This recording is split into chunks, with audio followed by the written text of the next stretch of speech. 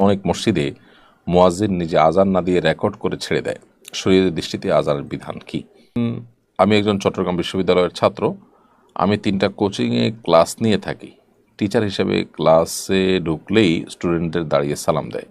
এতে কি আমার গুনাহ এতে কি আমি গুনাহগার হব? ওমরার জন্য প্রস্তুতি নিচ্ছি, তারিখ খুবই সন্নিকটে, অথচ এখনও পাসপোর্ট হাতে আসেনি। দ্রুত পাসপোর্ট আসার জন্য দালাল ধরে পাসপোর্ট করা জায়েজ আছে কিনা? আমি আমার মা বাবাকে বারবার বলি ব্যাংক লোন না নেওয়ার জন্য, কিন্তু তারা আমার কথা মানছেন না। তবে কি আমার গুনাহ হবে?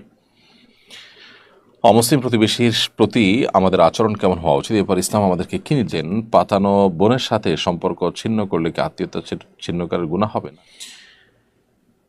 ইতিমধ্যে যে সমস্ত প্রশ্ন আমার কাছে চলে আসছে, এর মধ্যে প্রথমে আমি দেখতে পাচ্ছি এমডি ইব্রাহিম হোসেন, আপনি লিখেছেন, আমি একজন চট্টগ্রাম বিশ্ববিদ্যালয়ের ছাত্র। আমি ৩টা কোচিংয়ে ক্লাস নিয়ে থাকি। টিচার হিসেবে ক্লাসে ঢুকলেই স্টুডেন্টদের দাঁড়িয়ে সালাম দেয়। এতে কি আমার এতে কি আমি গুনাহগার হব? না, আপনি গুনাহগার হবেন না। দাঁড়িয়ে সম্মান প্রদর্শন করা, এটা নিয়ে ওলামায়ের মধ্যে একাধিক মত আছে। কেউ কেউ এটিকে নিষেধ করেন, আবার অনেকে এটাকে জায়েজ মনে করেন, আবার অনেকে এটাকে বিশেষ পরিস্থিতিতে জায়েজ মনে করেন। জেনারেলি নবী করিম সাল্লাল্লাহু আলাইহি সাল্লাম দাঁড়িয়ে আগন্তুককে জাস্ট শুধু সম্মানের জন্য দাঁড়িয়ে সম্মান প্রদর্শন করতে নিষেধ করেছেন, এবং সেটির কারণও দর্শিয়েছেন তিনি, যে তখনকার অমুসলিমদের কালচার এবং সংস্কৃতি এটি। তো নবী করিম সাল্লাল্লাহু আলাইহি ওয়াসাল্লাম নিষেধাজ্ঞার আওতায় এটিকে, তার আলোকে অনেকে এটাকে জেনারেলি নিষেধ করেন, যদিও এটা নিয়ে অনেকের ভিন্ন মত আছে। ওমরার জন্য প্রস্তুতি নিচ্ছি, তারিখ খুবই সন্নিকটে, অথচ এখনও পাসপোর্ট হাতে আসেনি। দ্রুত পাসপোর্ট আসার জন্য দালাল ধরে পাসপোর্ট করা জায়েজ আছে কিনা?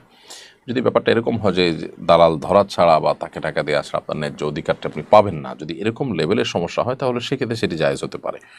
কিন্তু এটা নির্ভর করবে যে আসলে আপনার সমস্যাটা কতটা প্রকট, এটা ছাড়া আপনি চলতে পারেন কিনা, এটার জন্য আপনি অনন্য উপায় কিনা। আমরা অনেক সময় দেখা যায় যে একটু সবর করলে হতে পারে, একটু সমস্যা হয়তো হচ্ছে, কিন্তু ওই সমস্যার সমাধান হতে পারে, সাময়িক সমস্যা। আমরা সেই বিষয়গুলোকেও দেখা যায় যে খুব তাড়াতাড়ি করার জন্য অহেতুক নিজেরা অস্থির হয়ে সেখানে ঘুষ দিয়ে অবৈধ উপায়ে নানাভাবে সেটা আমরা আদায় করার চেষ্টা করি। তো এটা কোনো ভালো জিনিস না। একজন মুসলমান তিনি দায়িত্বশীল আচরণ করবেন সব ক্ষেত্রে, এবং অবৈধ সুবিধা আদায় করার জন্য, বা যে জিনিসটা আমার লিগালি পেতে একটু সময় লাগবে, বা সাধারণত একটু সময় লাগে, সেই জিনিসটাকে একটু তাড়াহুড়া করে যদি আপনি পেতে চান, এবং পেতে গিয়ে যদি কোনো গুনাহের শিকার হন, কোনো গুনাহের আপনি লিপ্ত হন, তাহলে সেক্ষেত্রে আপনি গুনাহগার হবেন, তার জন্য দায়ী হতে হবে আপনাকে। আল্লাহ সুবহানাহু ওয়া তাআলার কাছে আপনার জবাবদিহি করতে হবে। তো সেজন্য আমাদের চেষ্টা করতে হবে যে সর্বোচ্চ আমরা যেন এ জাতীয় পরিস্থিতিতে আপনার মনে চাইল আর আমরা ঘুষ দিয়ে সেটা একটু তাড়াহুড়ো করে নিলাম, এটা করা উচিত হবে না, তাহলে গুনাহগার হবেন। হ্যাঁ, নিরুপায় হয়ে গেছেন, টাকা ছাড়া হচ্ছে না, টাকার জন্যই হচ্ছে না, এরকম যদি হয় তাহলে নিতে পারবেন টাকা দিয়ে। বাংলাদেশের গণমাধ্যমের ভূমিকা নিয়ে জনমনে অনেক প্রশ্ন আছে। অনেক গণমাধ্যম এজেন্ডা ভিত্তিক সংবাদ প্রচার করে। এসব গণমাধ্যম সম্পর্কে আমাদের ভূমিকা কী হওয়া উচিত? এগুলো তো আজকে নতুন নয়। বাংলাদেশে বহুদিন ধরে আমরা এটি দেখতে পাচ্ছি যে এজেন্ডা ভিত্তিক সংবাদ তারা প্রচার করছে, এবং তারা মানুষকে যা দেখাতে চাচ্ছে বিভিন্ন এজেন্ডা বাস্তবায়ন করার প্রয়োজনে, সেটাই তারা দেখাচ্ছে। আবার যেটা দেখানোটা তাদের জন্য তারা ভালো মনে করছে না, সেটাকে তারা ইগনোর করছে। তো এই যে ব্যাপারটা, এই ব্যাপারটার কারণে এই গণমাধ্যমগুলো আসলে গণমাধ্যম না হয়ে প্রচার যন্ত্রে পরিণত হয়েছে, এবং এই প্রচার যন্ত্রগুলো অনেক ক্ষেত্রে সর্বসাধারণের যে স্বার্থ আছে সেটিকে রক্ষা না করে তারা গোষ্ঠী বিশেষের স্বার্থকে রক্ষা করছে, বা তাদের এজেন্ডা তারা বাস্তবায়ন করছে। এগুলো গণমাধ্যমের রূপ ধারণ করেছে মাত্র। এগুলোর ব্যাপারে সাধারণ মানুষ হিসেবে আমাদের রোল হওয়া উচিত এদেরকে বর্জন করা, এদেরকে চিহ্নিত করা, এদের রূপটাকে মানুষের কাছে জানানো। তারা এ সমাজের অনেক নিউজ আছে যেগুলোকে ইগনোর করে, তারা তাদের মতো একটা পজিটিভ নিউজকে নেগেটিভ করে দেখায়, আবার একটা নেগেটিভ জিনিসকে পজিটিভ করে দেখায়। তারা বিদেশিদের বিভিন্ন দেওয়া এজেন্ডা, বাহিরের বিভিন্ন কালচারাল যে যুদ্ধ চলছে সেগুলোর অংশ হিসেবে তারা বিভিন্ন জিনিসকে সমাজে পুশ করার জন্য অ্যাগ্রেসিভলি তারা চেষ্টা করে। তারা জাতির দর্পণ হওয়ার কথা, জাতির যে আপনার বাস্তব এবং প্রকৃত চিত্র সেটা তুলে ধরার কথা তাদের, সেটা না ধরে তারা তাদের মতো করে জিনিসগুলোকে প্রচার করছে। এই জন্য একজন ইমানদার, একজন মুসলমান, তিনি তার জায়গা থেকে সর্বোচ্চ চেষ্টা করবেন এগুলোকে যাচাই বাছাই করে তারপর গ্রহণ করা এবং এই জাতীয় গণমাধ্যমগুলোকে চিহ্নিত করা। ফ্যাক্ট চেকিং এর মাধ্যমে আজকাল বিভিন্ন তথ্যপত্র যাচাই করা যায়। সে সমস্ত ফ্যাক্ট চেকারদের সহযোগিতা নেওয়া যেতে পারে। তাদের এই সমস্ত গণমাধ্যমের কোনো তথ্য বিশ্বাস না করে সেগুলো থেকে আমরা তথ্যপত্র নিয়ে তারপরে তার মাধ্যমে কোনো জিনিসকে আমরা বিশ্বাস করতে পারি। তাহলে সেক্ষেত্রে আমরা বিপদগ্রস্ত হওয়া থেকে বা তাদের মিথ্যাচার দ্বারা ক্ষতিগ্রস্ত হওয়া থেকে আমরা রক্ষা পেতে পারি ইনশা আল্লাহ তাআলা।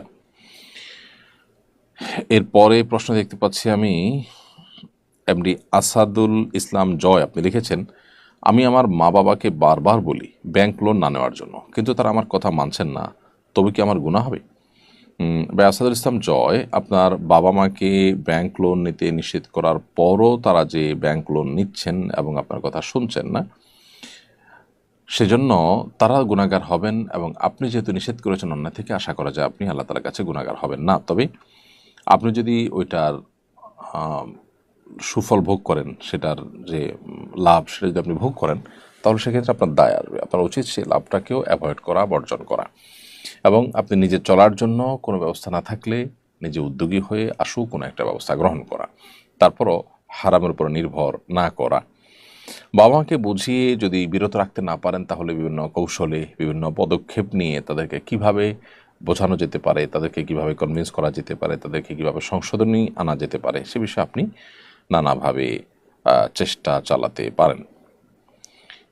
এরপর অমুসলিম প্রতিবেশীর প্রতি আমাদের আচরণ কেমন হওয়া উচিত, এরপর ইসলাম আমাদেরকে কী নির্দেশনা দেয়। অমুসলিম প্রতিবেশীর সাথে আমাদের সদাচরণ থাকা দরকার, সুন্দর আচরণ করা দরকার। তাদের সাথে প্রতিবেশী সুলভ তাদের যে অধিকার আছে সে অধিকারগুলো তাদেরকে দিতে হবে। তাদের কোনোভাবে কষ্ট দেওয়া যাবে না, ডিস্টার্ব করা যাবে না।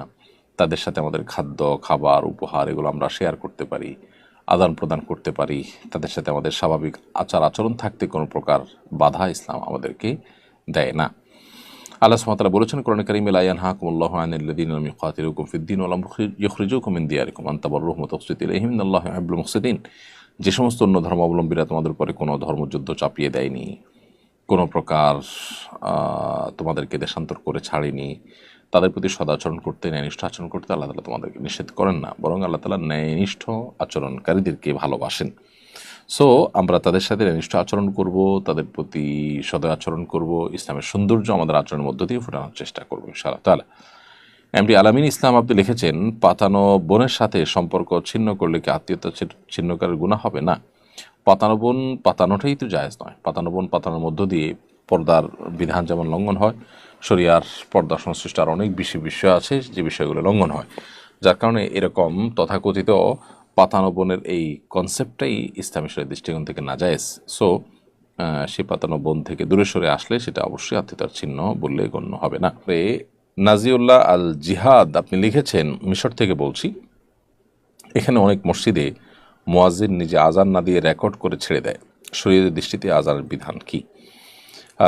ওলামায়ে আহনাফ সহ অন্যান্য ওলামায়ে কেরাম, হাম্বলি মাযহাব এবং হানাফি মাযহাবের মুফতাহি কওল, পৃথিবীর ফুকাহা কেরামের অনেকের মতে এটি আজানের জন্য যথেষ্ট হবে না। রেকর্ডের আজান দিয়ে আজান দিলে সে আজান শরিয়ার আজানের যে নির্দেশনা রয়েছে সবার উপরে, পুরা সমাজের মানুষের উপরে, সেটি আদায় হবে না।